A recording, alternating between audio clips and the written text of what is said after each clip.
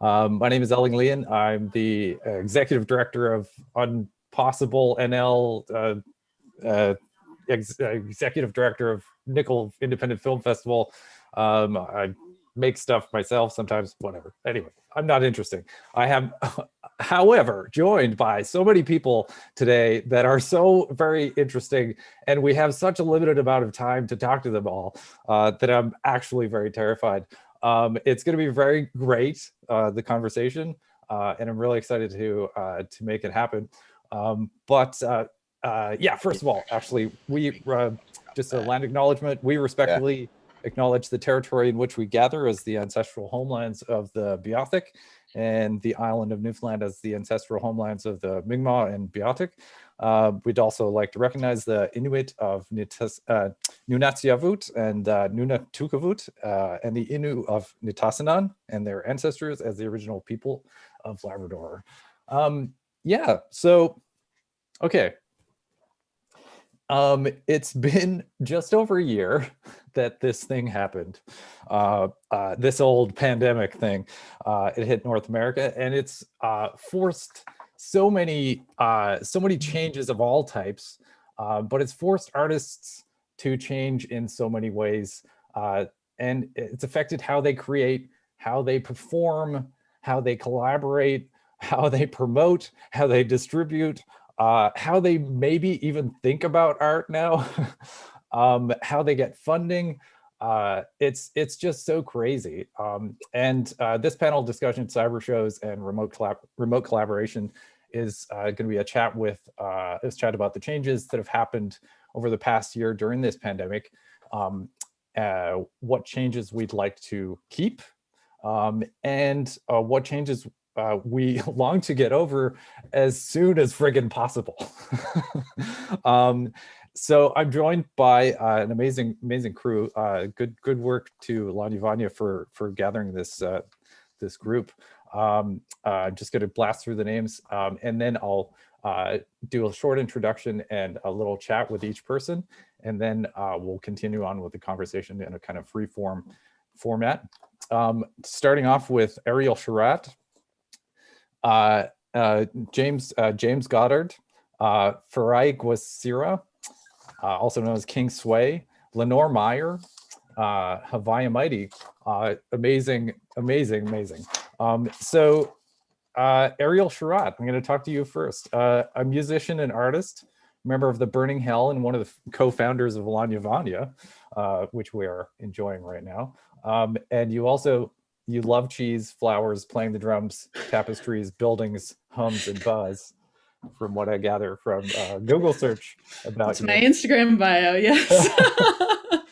How are you doing? I'm well, Elaine. Thank you. Yeah, I'm good. It's a beautiful day here, and I'm doing okay. I'm so happy to be here and be included in this.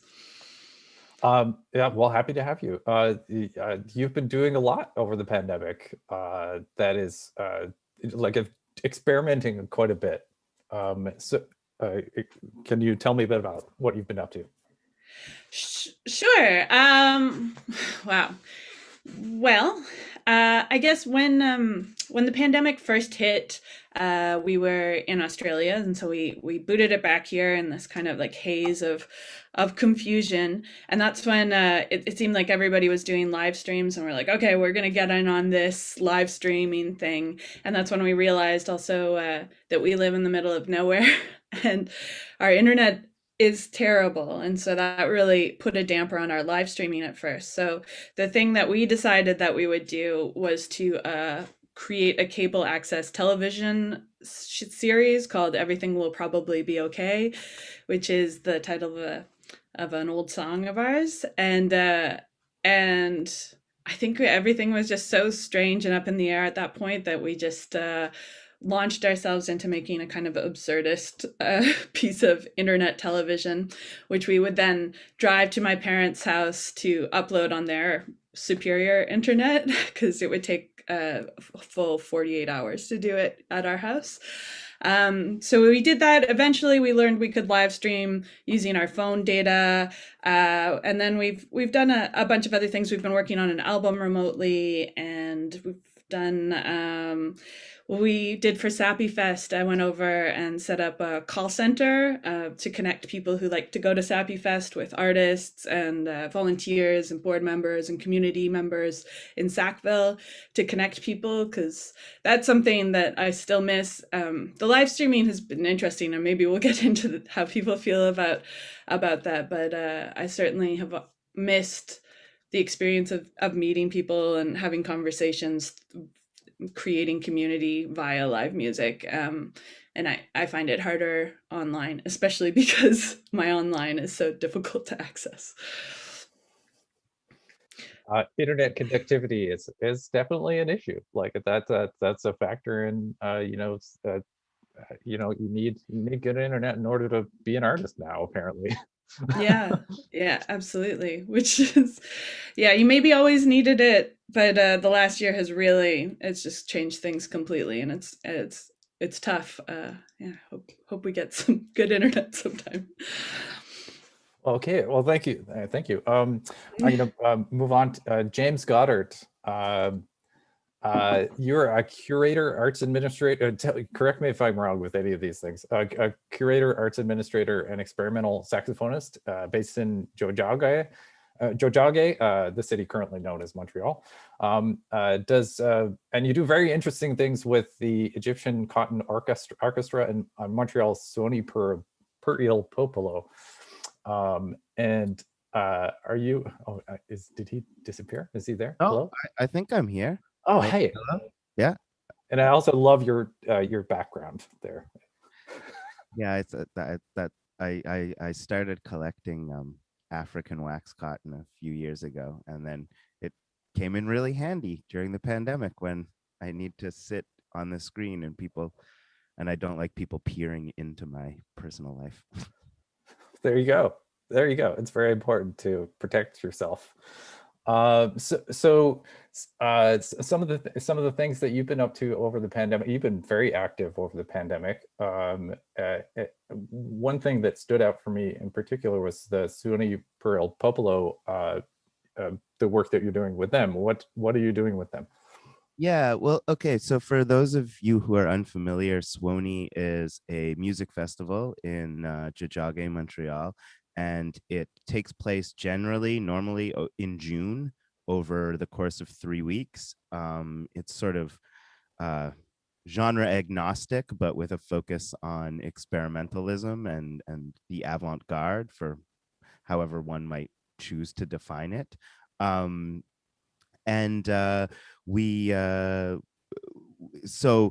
It's closely linked to a series of venues: Casa del Popolo, La Sala Rosa, La Vitrola, and Sottoregna.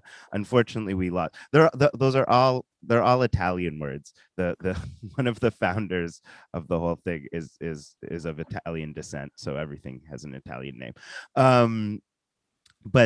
So we had to close down the venues, of course, March 13th of last year, and that was and we were like, oh my, the sky's falling, what's gonna happen, how are we gonna pay rent? And then quite soon after, it became apparent that all of the funding bodies had guaranteed funding, that all your promised funding was guaranteed, even if you had to delay activities or cancel activities. The money that the government had told you they were going to give you, they're still going to give you. So minus any travel fees, because they didn't want people traveling around. Right. So we canceled all the shows and the events at the venues, and I was laid off, and my coworkers were laid off for 2 weeks, and then we get a phone call from our boss being like, actually, scrap that. We got to put on a festival in 2 months. Can't be the festival we'd been planning for the last year. Got to be something else. Got to be online. Let's go. And so we really just kind of, I had a gallery show that was up at the same time, and I was supposed to do a performance for that gallery show, and then I did it at home via live stream, and then I was like, oh, we should live stream stuff, and so we started live streaming from La Sala Rosa, which I think we were like, this is something where we could offer a value add as opposed to people. Again, I think this comes from me being like a private person and not liking people in my personal space. I'm like, probably a lot of other musicians are like wanting to get in on live streams, but maybe they don't want everyone seeing their living room. Not everybody reading the titles of the books behind them. Yeah. Judging them for their unread copy of Infinite Jest or what have you. So yeah, then we started and it turned out fun, and we started doing interviews between some of the sets during the festival, and then the audience engagement on that was really high and really positive. And so then we were like, we can't put on real shows, let's just keep going and try and spread our funding out as much as we can in our community to get artists working and grow our team. And that's how it is. I mean, I could get into specifics of like what technologies we had to pick up and what kind of equipment is useful and stuff, but maybe that'll come up in the conversation. Excellent. Thank you. I'm gonna move on to Lenore Maier right now. Lenore, in Saskatoon. Are you in Saskatoon right now? You're a member of the Garys. The description from Bandcamp is, I love this, dreamy blood harmony surf rock doom womp on morphine. Sorry, I crucified that, but it's very it's excellent description. And you're also the technical director at Paved Arts, an artist run center in Saskatoon. Yeah, welcome. Hey. Hi, thanks for having me. You've all the band the Garys has also been working with Amory Sanford on a music video for Cyber Spring, right? Is that correct? Yeah, for Lien Vanya, it's like a really cool project that we've been working on, which, you know, speaking of remote collaboration and all that kind of stuff, this has been of course no one's seen it yet, but it's ready and we'll see it tonight. But we've been working on it with Amory Sanford, who is I believe from St. John's originally, and we become friends with Amory through BB Cutie, one of the bands she plays in. We met them at Sled Island a few years ago. We played on the same little tiny stage in a little barbecue restaurant or something, and became fast friends. And we've sort of hit that point in the pandemic when if there's an option of live stream or anything else, we're going to really try to take the anything else, just because I don't know, you know, it's something we can all talk about, I guess, live streaming and what it does for you and your soul, if anything. Yes. But when Lien Vanya reached out to us to be a part of the festival, of course, we're really excited, and we had this opportunity to do a music video. And so for us at the time, we thought that was a really cool opportunity. And also just coincidentally, you know, we asked Amory, which even if this festival was in, you know, Vancouver or something, we probably still would have reached out to Amory. So it's just coincidental that this is working out the way it is. And it's been pretty awesome. And I'm excited to finally have one, because music videos are something that we as a band struggle with a lot, because we're like, yeah, we have this idea, but we don't want to be in it, you know, right. Like being on camera and all that stuff is something that's totally different than making music, at least for me. So it can come really naturally to some, but for us, it's not something that we're better at making the music than, you know, being on screen. So we're really excited about this animated video that she's made for us, which is pretty cool. Amazing. Yeah. And one other thing that I know it wasn't during the pandemic that you folks worked on this, was the Haxen. Yeah, Hexen. Well, it's sort of like we wrote it. It's a film. We wrote a film score for a 1921-22 Danish-Swedish silent film called Hexen, Witchcraft Through the Ages, and we kind of got invited to do that through a movie theater here in Saskatoon, and then it ended up just kind of blowing up into this like really massive project for us. You know, at first we're like, yeah, sure, that sounds good, we'll do that. They're like, do you want to write a score for a film? We're like, sure. We haven't tried that, not knowing what kind of work that entails, and it's a lot, way more than we kind of thought. We didn't discuss that, and anyway, it ended up being a really big project for us, and so we wrote it and performed it live to a screening at a movie theater here in Saskatoon, and then as the pandemic hit shortly after, and then we decided to put it out on vinyl. And during the pandemic, we had like where you could go see the movie. We weren't performing, but on it's got a very spooky, a lot of spooky stuff in it. So it's a great old Halloween flick. So we screened it. We had an online watch party, and we also screened it at the movie theater, the Roxy Theater, for folks who were comfortable going out to theaters at that time. So it's a massive project. So we're still exhaling it, even though we wrote it in 2019. It's a big project. Amazing. Farai Gwasira, also known as King Sway, is a musician and producer living in St. John's, also a mental health advocate, is that correct? And recently a co-host of a digital food review show for CBC. Yeah, you got it all right. Did I? Okay, great. How are you? I'm all right, thank you. How are you doing? Good. So over this pandemic, what have you've been busy creatively, between the co-hosting a digital food review show, and did you release your album during the pandemic as well? Yeah.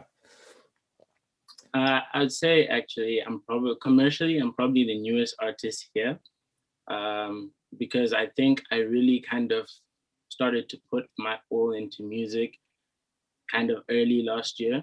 So I think here we started going into lockdowns around March, I believe.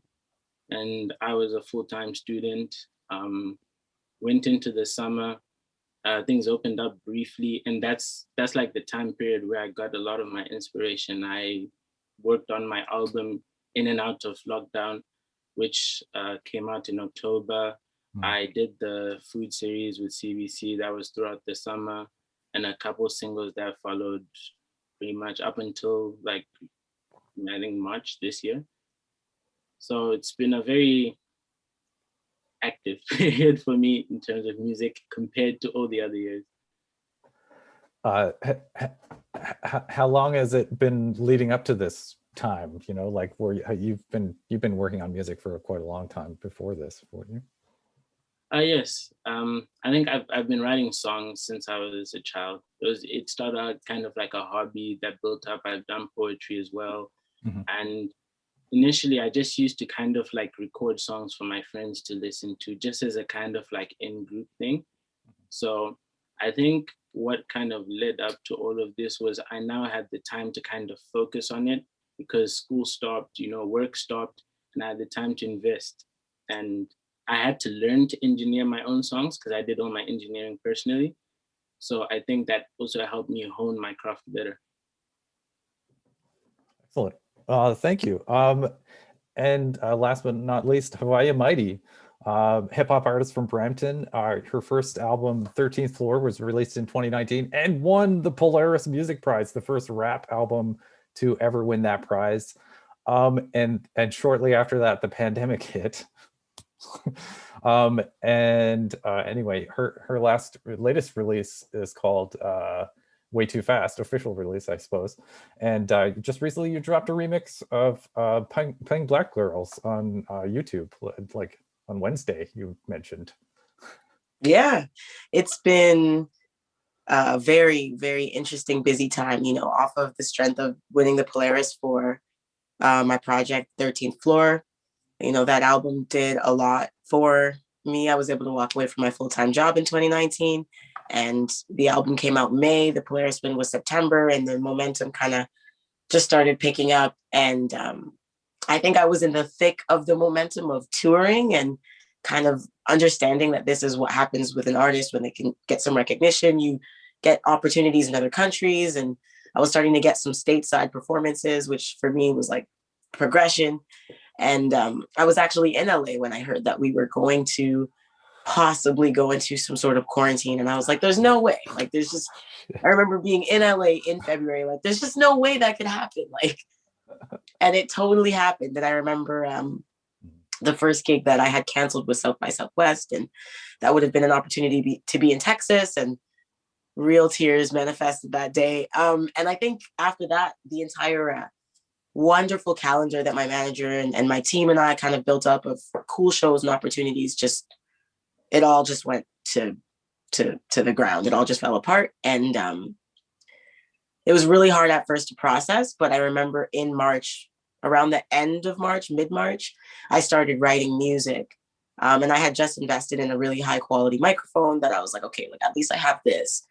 And the origin of all of the songs that I've released over the past year started at kind of the top of the pandemic. I had a few ideas prior to that, but nothing was fully fleshed out. And I think, like a lot of the other panelists, for me, it was definitely a setback in the sense of like losing a lot of show opportunities, but it was also, it was incredible to have the amount of time. I was already trying to understand how I was going to tour and also execute all of this writing that I intended to do to follow up my project. So it forced me to have the time to be able to create content to follow the project, which I think touring would have really been a big hindrance. And obviously I would have done it if it was still on the books, but it ended up working out that the year was a lot of back end stuff, working with some kind of corporations and doing production as opposed to being like the frontman artist, which was really good for me. It really challenged me to sharpen my skills with regard to production and also to write more music. And so thus far, I started releasing music again November of 2020. I've mostly been releasing a single once a month. So I'm about six singles in, and I will soon be kind of announcing what's next, probably within like less than a month at this point. Dropped a music video. I have another one on the way. I'm shooting another one next month. It's been very momentous. So, you know, though it still kind of hurts to have lost out on that kind of touring year, I'm sure it'll come back in whatever way is necessary. But I'm so grateful to have had the time that I've had, and to also be lucky enough to still be a full-time musician, to not have had to go back to the full-time job and just kind of have this still be the full-time job. I consider myself very lucky to be able to still create in these difficult times. So I'm grateful.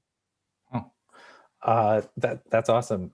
Like it's interesting that when did you get your microphone? You got it just before the pandemic, or? Yeah, I got that microphone. It's just fortuitous. I picked it up right before I went to LA and New York for kind of this US small tour that I was doing. So like in January, I picked it up, and I didn't have an opportunity to use it until the pandemic hit. I remember my last show was March the 11th in Vancouver. And then I got back and it was just a ghost town. And I remember just like the airport was weird. Like I went to the mall to get a snack and it was weird. And I was like, this is weird. And yeah, like pretty much the next day, like the 13th or the 12th of March, it was like, yeah, you shouldn't go outside, and you should kind of lock yourself up and stay inside. And yeah, within that week, I was like, well, I did buy a mic 2 months ago, and it really worked out. It's a Neumann U87. It's a pretty industry standard microphone. And for me, you know, as a rapper and singer with a treated room in my basement, it was kind of the missing piece of the puzzle to be able to create high quality content and not need to book a lot of studio time. So it was really good to have that, and to just be like, well, I'm really, you know, disheartened by all of these things, but like I have production, I have beats, I have FL Studio, and I have this mic now. So I just kind of deviated and really learned to adapt over the last year and a half. Right. Like, I mean, I guess the point that I'm making is that you were lucky to have the technology on hand that you needed to make it actually happen. I imagine there's so many people who dug things out of their closet or whatever, dug instruments or even ideas out of the closet virtually, like basically over the pandemic, just to grow their creativity. So but for many other people, the technical side of things has been a real hurdle. Like I can't. How has it been for you? It's like seems like you've gotten more familiar with production, you say? Yeah, like I think for me, I'm lucky enough to have a bit of technical background, having gone to like college for music industry arts at Fanshawe, and also working at Long and McQuaid for almost 4 years. And touring a lot and actually kind of putting certain things that I'd learned to practice. Technically, I think I kind of had a little bit of a leg up. Like I worked in music retail, so that's even how I acquired the microphone, just kind of like waiting for that right used price from the rental department. But yeah, like the things that I'm not the best at, like the things that people don't know me for as much, like production, engineering, that sort of stuff. Yeah, like I worked with Holt Renfrew on a project, but not as the main artist, but as the producer of the Bruce Cochran cover, and like that's new for me. And also like a DoorDash commercial, being the voice of that. I don't know if these companies would even have done these initiatives if the year didn't kind of take the direction that it did for them as well. So even to be brought in for those projects, I think it was cool to expand not only my mind, but what it is that I'm recognized for doing, and also getting better at those things, and improving my resources as well, buying plugins and sounds, and just reinvesting into self in new avenues. Right. I wonder if anybody else wants to chime in about how access to technology has affected them over the past year. James, I guess you could probably directly talk to this. You were helping artists connect with these kinds of resources. Like what kind of difference did you see that making for other people? I guess it was interesting because the first live stream I did was my own live stream. It was a skin tone performance for this art gallery, the Leonard and Bina Ellen Art Gallery, and I realized quite quickly that I didn't have what I needed, and so I like in the midst of lockdown and everything was closed, right? So I was like, I can't even go and buy a sound card, or so I had to like beg, borrow, and steal. Well, no, I didn't steal anything, but I had to beg and borrow the record anyway. Yeah, allegedly. So I tracked down a sound card, and I this particular performance I wanted to use this carousel projector, and the lamp went out when I was testing it, so I luckily I have a friend who refurbishes carousel projectors. I got the I just remembered that first live stream being very stressful for me, assembling all of what I needed to kind of put it together. And on top of that, learning the software, OBS, which I think is what we're using here, which is great, very powerful software. And so then that sort of influenced my work. I sort of brought that to work, and I was like, listen, it's kind of ridiculous that we expect artists to, we'll say, we'll pay you to do this thing, but they're musicians or performers or some combination of the two or whatever. And it's kind of ridiculous to be like, oh, now you also have to be videographer, broadcast technician, engineer your own thing, but you can't listen to the actual stream while you're broadcasting it because that'll create feedback. So good luck guessing if your levels are right. And just like these kinds of things that it's hugely demanding of an artist, to especially somebody who maybe, I mean, everyone approaches their craft differently, and everyone has a different relationship to all the aspects of it. Like some people are musicians and designers, so they do all their own album art. Some people are musicians and sound engineers, so they like to record themselves. Some people are musicians and concert promoters, so they're really good at booking shows for themselves and other people. And different artists piece that together. You always end up having to do at least one or two of the things yourself. Maybe if you get to a certain level, you could really scale back, but usually you still need to do at least two of the things yourself. And maybe you can outsource some of the other things. But the streaming is like a whole set of skills that, people spend years going to college and acquiring. And for some reason, it was just considered normal to ask artists like, yeah, you broadcast at a professional quality tomorrow, please. Just set it up. Just set up an iPhone, like just. And so that is something, yeah, that I really pushed. I was like, let's turn Sala Rosa. We have this giant venue, so it's a big room. You know, it's a 300 cap room, so we can have social distancing going on. And let's use our resources to take some of that stress off the artists. And so we acquired cameras and computers eventually. Now, I mean, we sort of did it gradually. The first step was just acquiring very basic equipment, and we still produced, I think, very interesting things. Zoom, the company that makes those audio recorders that everyone loves because they're great, also makes these little cameras that are almost GoPro style, and they retail for about $200. And they connect via USB. And so our first set of streams, we actually just bought a bunch of those so that we could run them straight USB into a computer, and then brought them into OBS and did the camera switching that way. And so, you know, there's I would say the most important thing is do get a sound card. Or an audio interface, I guess, is what they're called these days, because that, I think, is, if you're able to plug an external microphone into your computer, you're going to be able, especially for music, you're going to be able to vastly increase the quality of the sound quality that you're going to get. And the internet always compresses stuff. But yeah, so anyways, so that was that was our one of our things, is we wanted to use our resources to collect equipment that then other artists could access, and have a facility that artists could access, so that they could stream at that slightly higher quality than what is perhaps possible on the phone. Amazing. Haviah, probably having worked at Long and McQuaid, you definitely know that the importance of a sound card, I'm sure. But but you also, one thing that I remember going to Long and McQuaid shortly after the pandemic hit, and a lot of these things were sold out. A lot of those the gear that you needed to get in order to be creative at home and to continue being an artist at home was hard to get. Yeah, there was a shortage of interfaces when everyone realized that they would need that to live stream, or sound cards.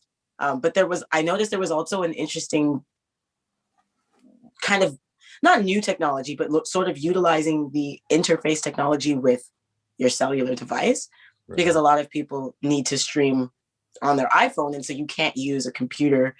Like, most interfaces are designed to be USB plug into a computer, and so there's this product called the iRig Stream. And I remember I actually had to do some research, because I was like, okay, if I'm not a broadcaster, I don't have a DSLR camera, so I'm not going to utilize my computer to do this live stream. It's easier to use my phone, but the audio still needs to be clean. So how do I achieve that? I had to do some research to basically determine that I needed like an audio interface for iPhone or Samsung or whatever. And so iRig makes a product. Zoom might even make a product that does this. A lot of companies, I think, just like masks and hand sanitizer, some companies have kind of picked this up as a model that they didn't make before that they make now. But that was the biggest shortage that I had seen at Long and McQuaid. My sister ordered one after me, and it took 3 months to get, just because everyone was like, I need this for my phone, and I need to stream, I need to use Instagram Live or Twitch or whatever different app. And so, yeah, there are a lot of shortages and people learning. But I think, like talking about like OBS, for example, like that's something that I'm learning now. And it's kind of been cool to see the technology, like knowledge be picked up by the average person. Like, I see some really cool setups that like you couldn't achieve in person at a live show. If you were like, you can curate your own experience, which I think, there's a lot of downfalls to live streaming, but one of the really cool things about live streams is that you can kind of curate something with your own lighting and your own, and you can create your own experience, your own show, and you don't have to rely on a host or a promoter. You can kind of host that yourself, promote it yourself, and do different camera angles and all sorts of stuff. If you just watch all the YouTube tutorials that are out there, it's kind of cool to know how some of those shows were executing those cool things. The iRig Stream, I bought one. It sold out in like 2 weeks, didn't it, or something? But anyway. Lenore, I wanted to talk to you about. You mentioned that you the Garys are avoiding live streaming or like any other option other than live streaming, and wanted to ask you about why you want to make that decision, why you made that decision. Well, I guess, not to say we would never do a live stream again or anything like that. I guess it's sort of, like the last one we did, for example, was done in like a beautiful room with an incredible team, and like really couldn't have been better in that regard. So even when things are technically produced really, really well, there's still something missing from it. And it also sort of feels like I was talking to Kirby Werchenko, he's the general manager at the Broadway Theater, which is the venue I'm referring to. Mm-hmm. And, they're really good at what they're doing in terms of producing live stream shows and stuff. And he's like, I talked to him at one point during it when there was a break, there was 2 bands playing. So there's like a little bit of turnover. And he's like, this is like doing open heart surgery, this type of show. And like, while it's happening, before it happens, while it's happening, everyone's just going,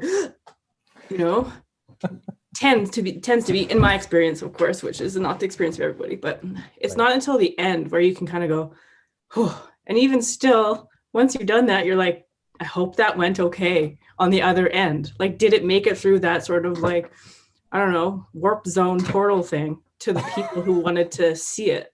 And so it's like, it's just strange, and like, there's like the way music sounds in a room as opposed to like line in through your headphones is 2 very different things. And, there's like humanity in that human, or in that like room sound. And, when there's like people energy of like humans reacting to things. Yeah. And like the audience really gives back, and for me and for us, that's really important. Like, but we're not by no means taking like a stand against live streams or anything, but these are things that are missing that I want back for sure. So yeah, it's like surgery. It's tense. One thing I might say is we often cheat on our live streams, and we pretend that they're live streams, but we actually pre-record them, and then we remaster the audio, and then there will be a live component. So on the Sony TV, we always do interviews with the artists. So that happens live, and audience people can ask questions in the chat, and then they're presented to the audience. But the actual performance capture, while we still do it with live editing in OBS, live camera switching, we don't usually do it live to the internet. That's really smart, because it takes out big... the errors that could happen live, right? It does, it takes away a little bit of that open heart surgery. I have to get this right, or the blood spurts everywhere. The room for error is big, even in a regular show without streaming. So when you add all these other components on top, it's like, it's very likely that there's going to be issues happening for sure. Yeah, and there have been times that I've done live streams, and a lot of times, and you watch it back and the audio is lapsing, or there's latency between the video and your voice. I absolutely agree with you that it's really hard, even in a live setting, but especially in a live stream setting, to kind of make it really seamless. There's always just the middleman of technology that you can't control. So I'm absolutely looking forward to like a little bit less of like reliance on that. Like, it's cool, I think, what we've been able to pick up and learn, and we can utilize that, but it's like, it would be good to have both, and then we can choose to do a live stream once or twice a year sort of thing, Yeah, I've heard it described as it's accelerated change in the arts, in or like the technologization, or whatever that word is, of the arts. Ariel, I wanted to bring you in here because you've done both live streams and the pre-recorded online TV show. And I wanted to talk to you about that stuff. Sure. So what's your favorite between those two?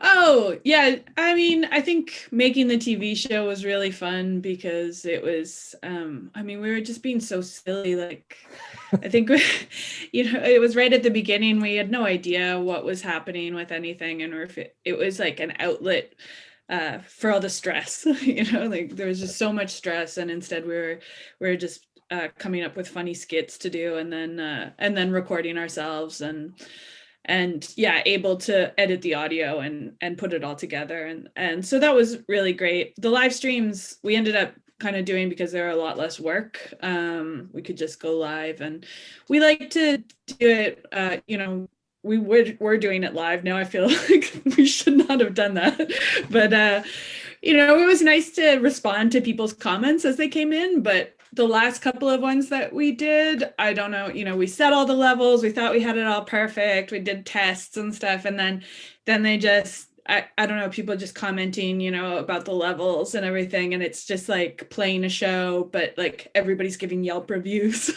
while you're playing.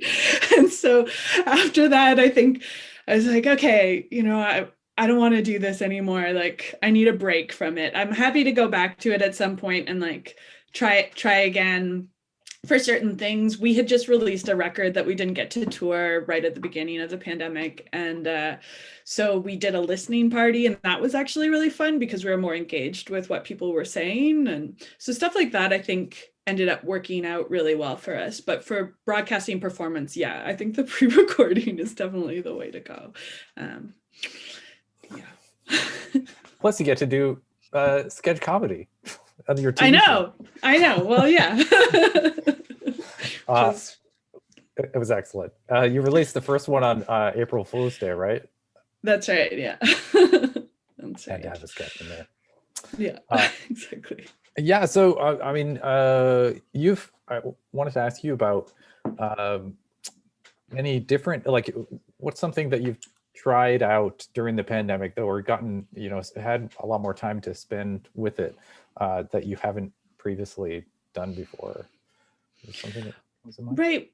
Yeah. Well, we are recording an album right now, and in general, when we've gone into the studio, we've gone to a studio, we've booked as much studio time as we can afford, which is not usually a lot, and we've made an album, in 4 days to 10 days, and then we've released it. And this album now, because we're recording it all ourselves and bouncing it back with a friend in Ontario who's also working on it, and another bandmate, and it's I've learned so much. I had done an apprenticeship in a recording studio before, but like to really be the only one in charge has been great, and I've loved learning more about recording, and sound technology when you're not live and you're not getting instant feedback is so great, and it's really improved my ability to,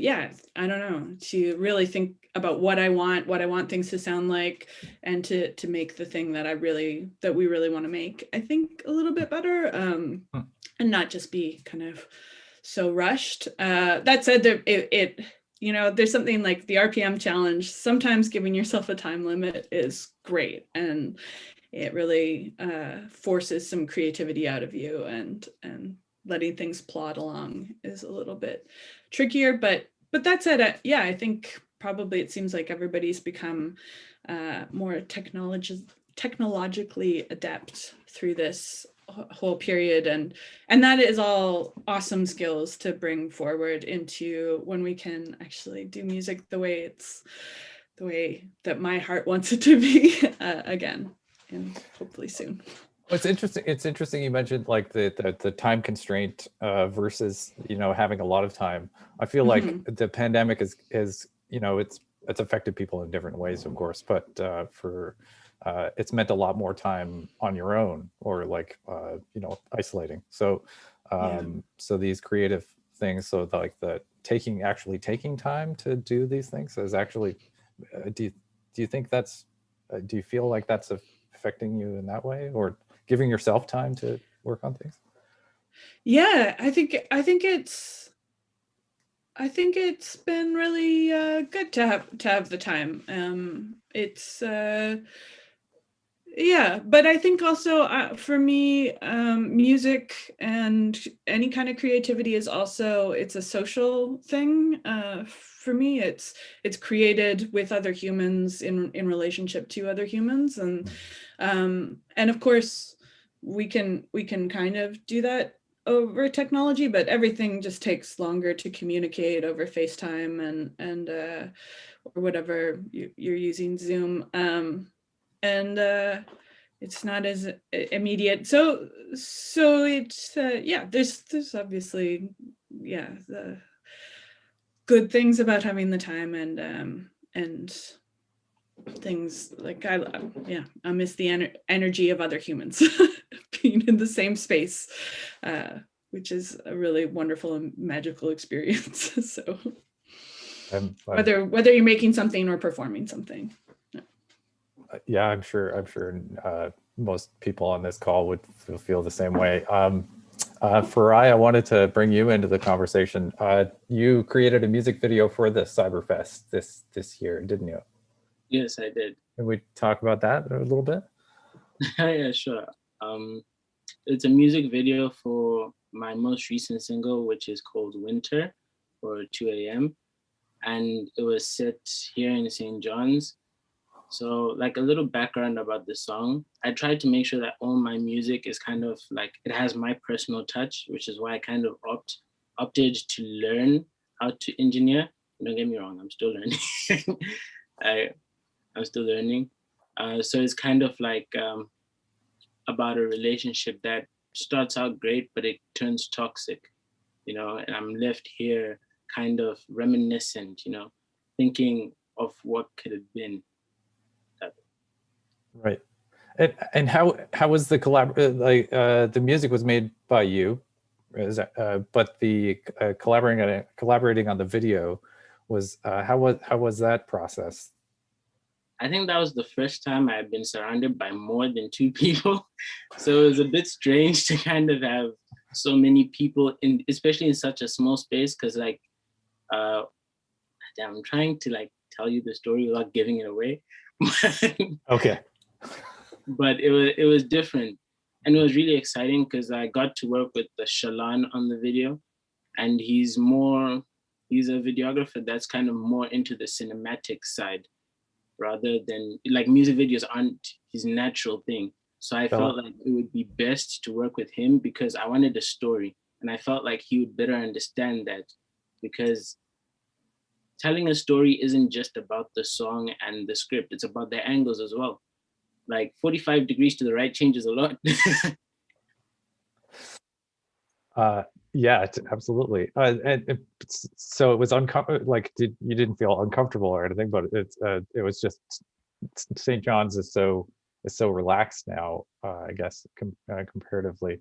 Are there other people on the call? How has collaboration changed for you? Is there any kind of examples of collaborations that you've done in the past year that you wouldn't have had the opportunity to do otherwise, or if they changed?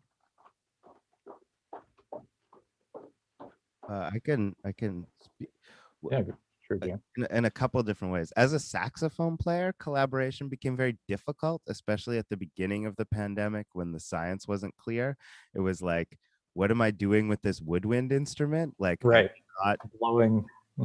Yeah, just spitting everywhere. Like, and anyways, for those of you who've seen me perform, I'm like, I don't have a clean style. So I'm like literally spitting everywhere when I play. And so I even had to stop going to my rehearsal space. Like I share a studio jam space. And I was like, I don't want to have to like bleach this entire room every time I practice. So I brought my saxophone home, and then I have neighbors and they do not want to collaborate. I gather that free jazz is not their bag. So I mean, they've tried banging. Boom, boom, boom. Yeah, but it's they're not good listeners yet as collaborative musicians. So it hasn't quite worked out. So I like as a musician, I had to definitely move find sort of electronic ways to collaborate with people. And Egyptian Cotton Orchestra tried some sending tracks back and forth, and that was really hard. Like free jazz is literally about looking each other in the eye and feeling the same way in a room. So that was really difficult. We did a set for Sappy Fest though, and I played behind a curtain. So that was also a struggle because I couldn't see who I was collaborating with. But on the other hand, as a concert promoter, I've sort of enjoyed the extra time for production, and the fact that we get to spend weeks mapping out like what an artist's show is going to look like what kind of set dressing do they want, talking to them about what they're going to wear. That was always something that slightly irritated me as a concert promoter, is that often people would show up and it's like, really, you're gonna get on stage in front of, I mean, I also I do understand it as an artist too, that sometimes you just want to wear your hoodie and just like be comfortable. But on the other hand, it's like there's 200 people who paid $15 to be here. And you know, like, yeah, You could spend $15 on a shirt. yeah, exactly. But I think that's been interesting for artists. A lot of musicians have been forced into interacting, kind of what Farai was saying about 45-degree angles of a camera can change a lot about how a story is told.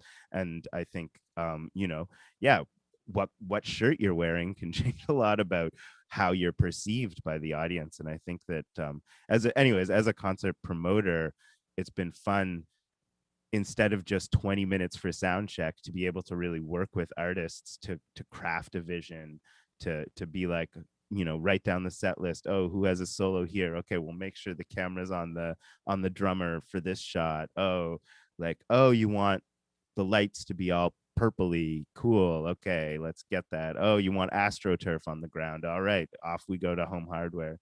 And is able to actually have more of a creative collaboration with the artists that are booked. So that's one sense. But yeah, it's been very difficult in Montreal because we've had a curfew as well, which is what also forced us to move to pre-recording as opposed to live streaming, because we can pre-record during the day, then everyone can go home, one person can broadcast, and for the interview portion, people can join by Zoom.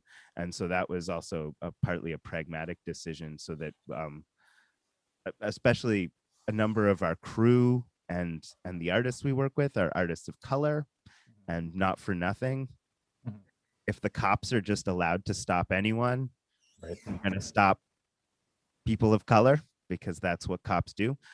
So that it was, you know, there was a safety concern on that angle too. But largely, but yeah, anyways, in short, as a promoter, I've found the ability to be creative alongside the artists that we book to be like really rewarding. And is that because there were fewer shows at the venue, or was that, yeah?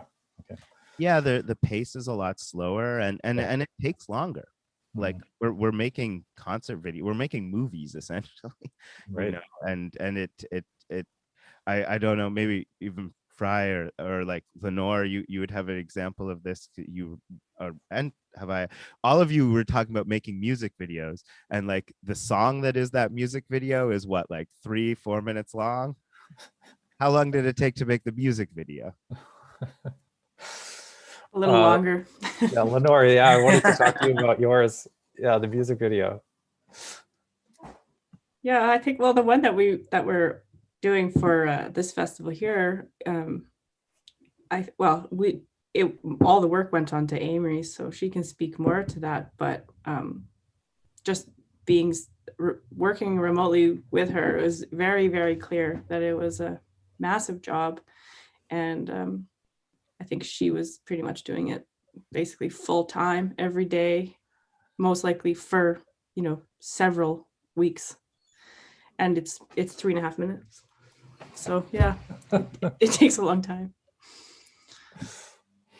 And do you have any other experiences that like over the pandemic that that are similar in that way, where you've had to create something? One thing that came to mind, it's funny because COVID for me sometimes has this tendency to like erase memory a little bit. And I'm like, oh yeah, I did this. We did this thing. Oh my gosh, like we almost forgot. But we did this collaboration with a band called Wolf Willow, who they kind of call themselves like Countrypolitan. So they made this album. It's not out yet, but it's like kind of like sort of old school country music kind of, and like 40s sort of, you know, inspired kind of stuff, but with tinges of sort of psychedelia and stuff. It's really interesting. And they asked us if we wanted to be like the backup band, or sorry, the backup singers for it. And if COVID wouldn't have happened, we would have most likely been like, sorry, no time, you know? And we were like, oh, this sounds like totally cool and kind of left field. You know, we like to sort of take these detours and then come back to what we're doing, but also explore things in other realms. And they were like, excellent, they're so cool and incredibly talented, big band with horns and everything, and steel guitar, or lap steel, pardon me, and all kinds of stuff, and really talented. And they're like, here's the sheet music. And they gave us like, you know, 12 different songs with like very elaborate sheet music. And like when we were in like elementary school and high school, we were in band and we all played bass instruments. So we read bass class, and 2 of 3 of us stopped doing that after high school. And it's been a while since we've been in high school. And so only one of us still has sort of an active brain to read music. And so we quickly realized, oh, we're in a bit over our heads, because we were, you know, jamming. But what we were really doing is standing there with his sheet music and trying to do these very elaborate 3-part harmonies. And we harmonize as a band all the time, but in a way that's natural to us. And we sort of flow in a way that doesn't require us to really stress or think too much about it. Right. But in this situation, we were like, oh, there's specific things we have to do. And so we got the keyboard out, and we were like, you know, it was a lot of work. And so this is a cool collaboration that we did that really stretched our brains a lot, because it required us to think about music in a way that our band typically doesn't do anymore. We're coming up, we're on an hour now. And I just wanted to open up the floor and ask this kind of maybe a more positive question. Like, what are some of the things that you would like to see continue, that the changes that you would like to see continue that have happened over the pandemic, in terms of creatively for you, or in general, or anybody want to field that one first? I can take it. Sure, go for it. Personally, I think that the pandemic has given artists a lot of time to themselves to kind of think through your music and your career and where you are and where you want to be. Mm-hmm. And I think once things open up again and we go back to what we call normal life, I would love to see artists still try and make that time, you know, to still learn new things. Because personally speaking, I'll tell you, like, before the pandemic, I had started working on an album, but once we went into the pandemic, my vision for that album changed. So like, I probably wouldn't even be on this panel if we hadn't gone through that pandemic, because I started being more introspective and like my type of music changed.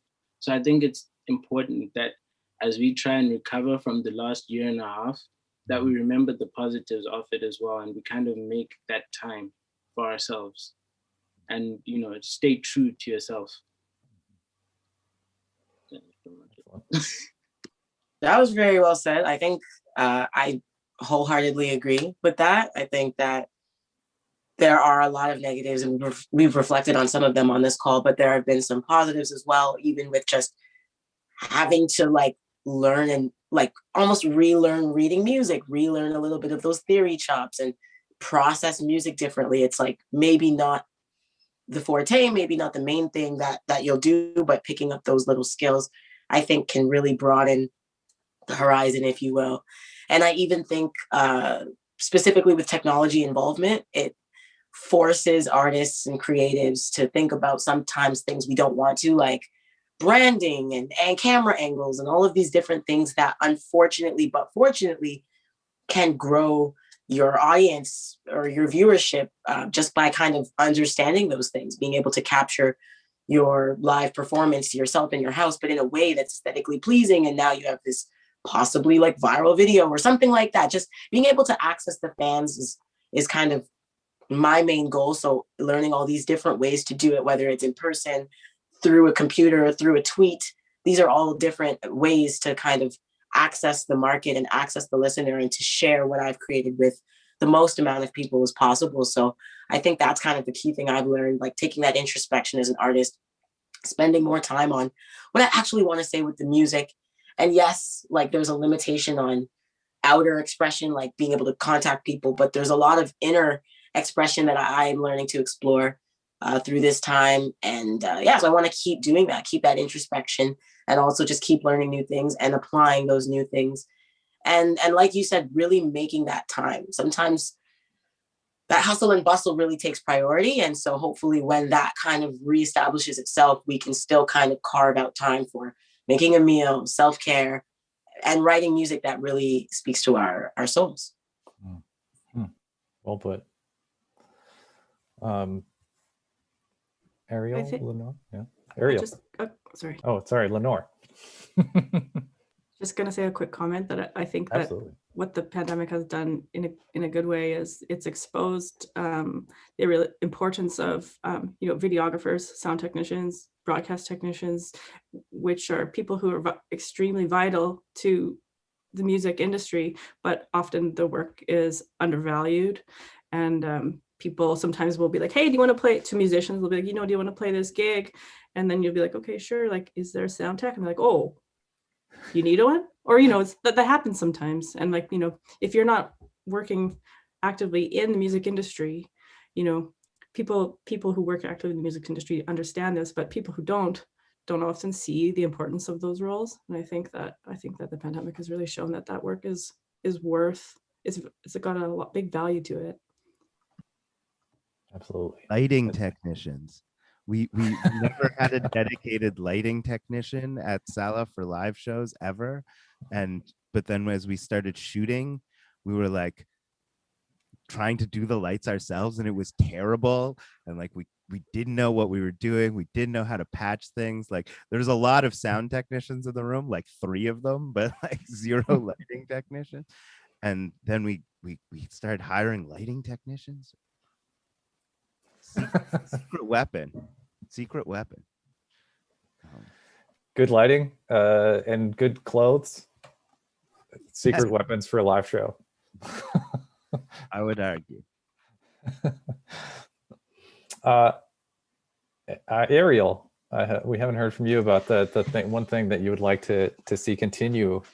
Yeah, I mean, I think everybody said such good things. I think the thing about the sound technicians is so true. I mean, and lighting technicians, but we really, there's just so much that goes into putting on a great show that is often overlooked, and taking time. All of these things are so true. For us, I think also just like figuring out how to establish a good web presence and talk to people and move things into mail order and that kind of pivot has been really great. And I hope that it'll continue to be kind of strong, that infrastructure is stronger now.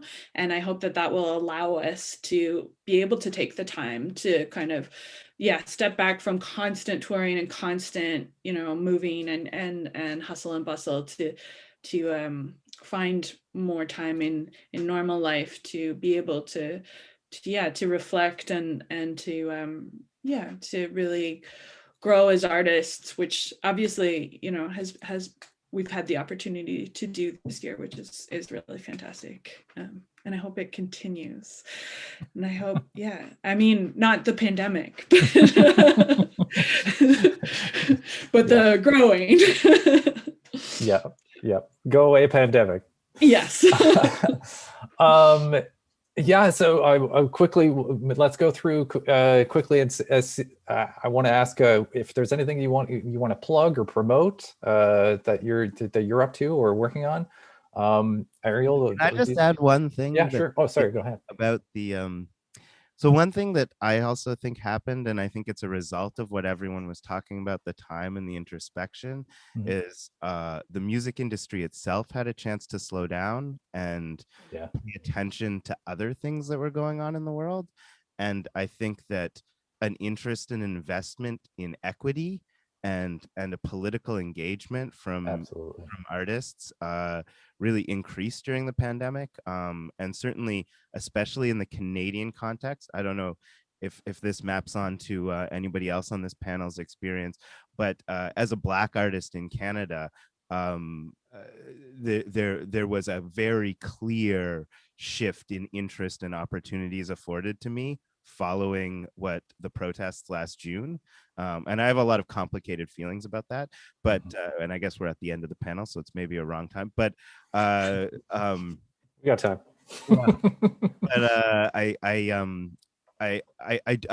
I do hope that the kinds of considerations that people started talking about, the kinds of conversations that started there, not only continue but get implemented, and we start to see people taking seriously what does it mean to hold anti-racism as a priority, as a cultural institution, or a music festival, or even like a DIY concert promoter, and what that can look like, and how people with opportunities and platforms can use that to share and broaden equity in the music world. For sure.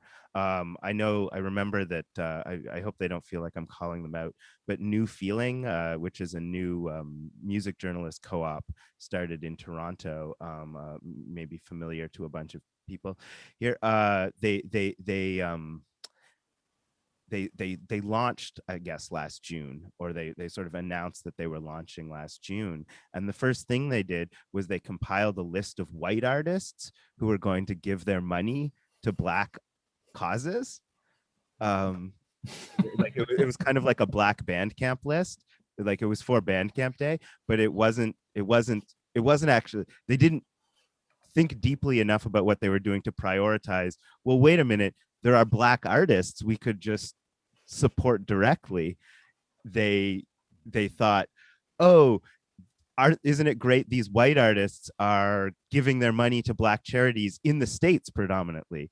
And so that took a little rewiring to be like, yo, there's lots of Black artists in Canada, and maybe if we're talking about equity, this is an opportunity to support and talk about them.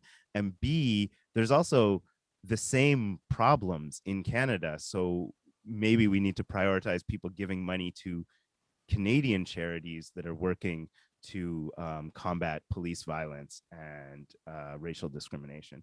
And anyways, I think that it's been interesting, and I think because you're not on tour, folks aren't on tour so much, the festival circuit isn't booming, folks have had a chance to at least start to engage with these issues. And I think that it would be really important for that to continue past the pandemic, and not to be this thing that like, oh yeah, for 6 months we thought about that, and then the pandemic ended and we went back to business as usual, and it's 5 white boys playing rock and roll for the rest of time in the Canadian music industry.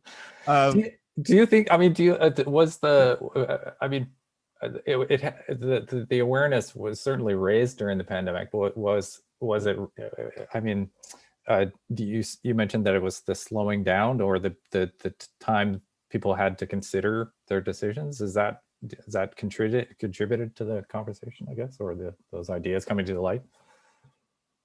I would argue, yeah, that if that the protests around George Floyd that we saw that really put this into the consciousness, were it not during the context of the pandemic, I might argue that that would have gone the same way as many other historical instances of this. Oh, definitely.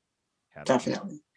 I like what you spoke to is absolutely so true. And I think even just from a creative perspective, as an artist that does try to talk about things that have impacted me growing up as a young Black woman in Canada, it was interesting to see, like, admittedly, I did get recognition for my album 13th Floor, which literally talks about the Black experience, the female experience being dismissed like the 13th floor.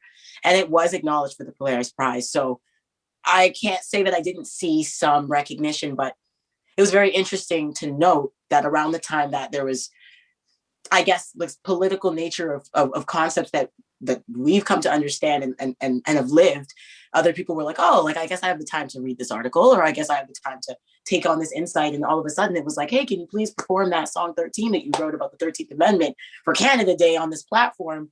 Where normally it would be like, oh, like, we'd love to hear this fun song that you did, or this, you know. It was also kind of like the recognition from, I guess, the conglomerates and the companies that, oh, you're the voice of, so you become like tokenized in this weird way. So it creates these odd emotions where you're like, this is a great opportunity where I can share my message and it's a paying gig, but like, I'm recognizing that I'm like your validation, like, as a company, to kind of, it's created a lot of deviation of not knowing exactly how to not knowing exactly like if what you're outputting is being received for the right reasons, if you're being booked for the right reasons, if the conversations are going to turn into actual political change, or if it's just going to be conversations at people's kitchen table.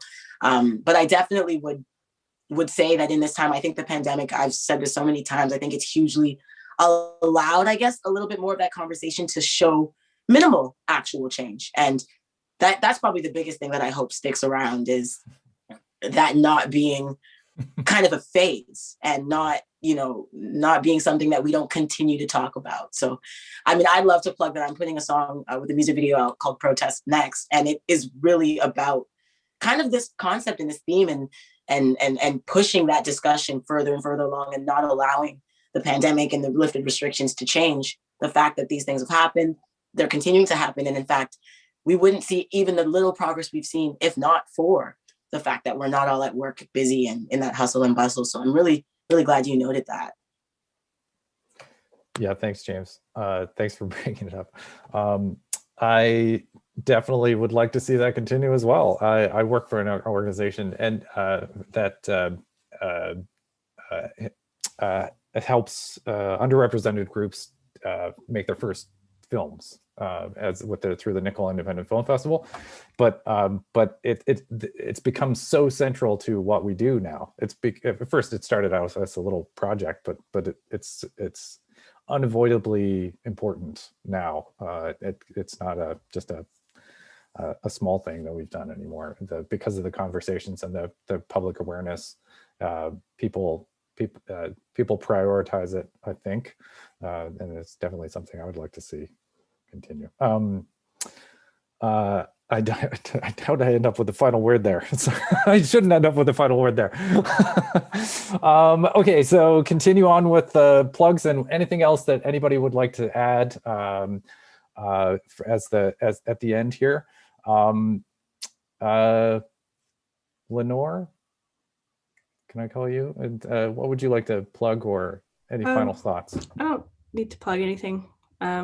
Okay. I just like to echo my support for what's just been said, and thanks for sharing that. And I think as white folks, it's really important to do this work, and it's really scary and uncomfortable and messy, but that doesn't mean we shouldn't do it. So yeah, thank you for raising it, because it's part of this all. So it's not isolated from music by any means. Absolutely. For Farai or Ariel, promotion, final thoughts? I don't really have anything to promote at the moment. I can say I have a project coming up this summer, but I'm not telling you all anything.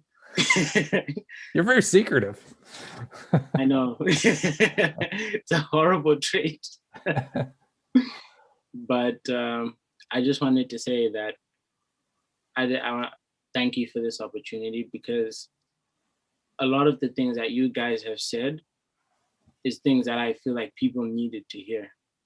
Because I think two or 3 days ago, I had a local rapper here message me on Instagram. He's fairly new to the province. He doesn't have anything, but he wanted to like get into it. And there's kind of like this block when you don't have information and you don't have kind of like other artists to speak to.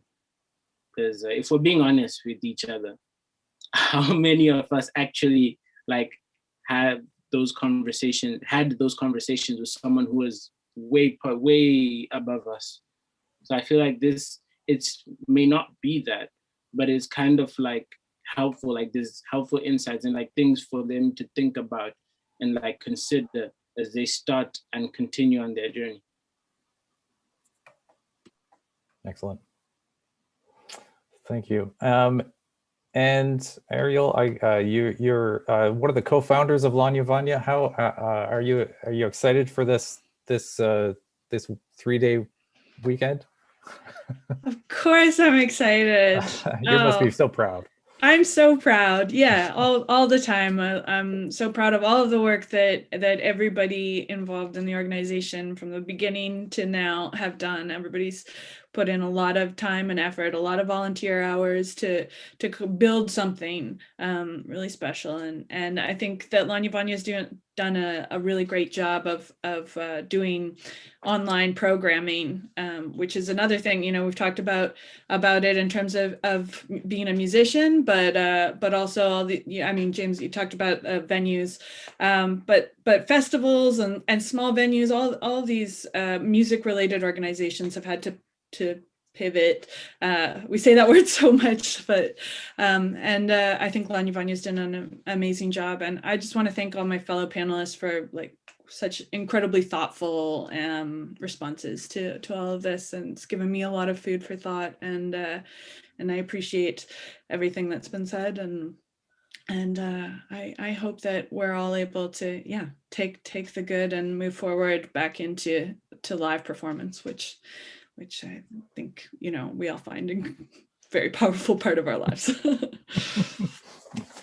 Amen to that. And thank you all for joining us. And I plug my festival on your festival. oh, yeah, absolutely. Yeah, go for it. Yeah. If anybody is interested, Swoney Peril-Popolo starts next week, June 3rd, runs to June 21st. We mostly pre-recorded the sets this month in May, but the artists will be there for interviews, many of them following their sets. We were able to we have 6 artists from Africa, 3 from Uganda and 3 from Kenya this year, which is something we've never been able to afford to do before. We have we're going to have ASL on a couple of the shows, which is something we've never done before. We're going to it's going to be 3 weeks of really interesting, dynamic musical performances. The videos have been coming in from the artists abroad and the stuff we've been producing in the Sala Rosa. So it would be really great if people wanted to check that out, please. And my boss would be very upset with me if I did not say that. Sweet. What's the URL for that? Do you have that handy? Yeah, it's swoneyperilpopolo.org, but I can type it in the chat, I guess. Yeah, we just got a fancy new website. So even if we're going to be streaming usually starting at 7:30 every evening, and if you just go onto the website, the video like pops right up, and then you click on the corner and it goes into color and turns the audio on. So anyways, we're very excited about our fancy new website. That's sweet. Sorry. Go for it. Yeah, absolutely. No, I just thought of it because it was put in the chat. I just wanted to say, guys, remember that your mental health matters. That's probably been one of the big things that has come as a result of being at home all the time. It can really take a toll on your mental space. And it's a big thing for me because I talk about it a lot in my music, and like it's something that I've been in and out of as well. So I thought it would be right to kind of end this by saying, you know, make sure that you're taking care of yourselves as well. I love that. Yeah, amen to that. On that note, I don't have anything else to say. So thank you all, and enjoy the rest of the festival this weekend. LienVanya.com, and thanks everybody. See you next time.